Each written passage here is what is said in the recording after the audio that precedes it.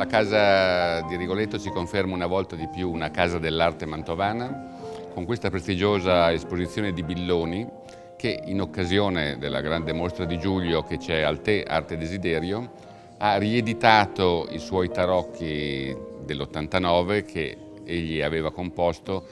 prima della prima mostra di Giulio Romano, famosa nel 1989 appunto. Ma quando si parla di riedizione significa che queste preziose pitture sono state rifatte, ricreate, e quindi ci troviamo sulla falsariga dei precedenti ad una creazione assolutamente inedita, in realtà, che, come noto, ripercorre le carte dei tarocchi, ovvero il gioco che consente, secondo alcuni, una divinazione degli eventi futuri. Carte che sono in gran parte ispirate per Billoni a Giulio Romano.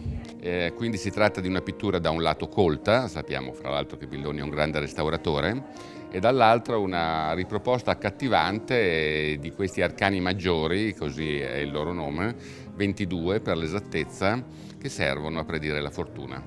Io penso che predicano anche la fortuna di Mantova e delle sue grandi mostre, non solo quelle di oggi ma anche quelle del futuro.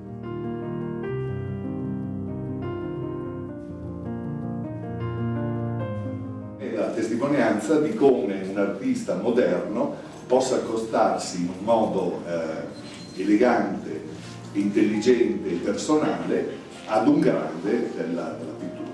E quindi un momento assolutamente importante che coincide con la genesi dei tarocchi, perché i tarocchi non sono solamente delle rappresentazioni, ma hanno dei contenuti talmente vasti, talmente ampi, da consentire proprio un'opera di divinazione. Ho fatto un certo studio sull'iconografia giuliesca e ho incominciato a pensare a un prototipo per capire se era possibile farla, perché non era così scontato. Diciamo che la prima carta messa a punto è stata la torre, che è visibile dietro di me praticamente, e in cui vi è la caduta dei giganti, rovinosa, uno studio di opere che dovevano essere in sintonia con l'atmosfera dell'epoca, con ovviamente l'inserimento mio personale stilistico, perché le opere hanno un carattere un po' grottesco,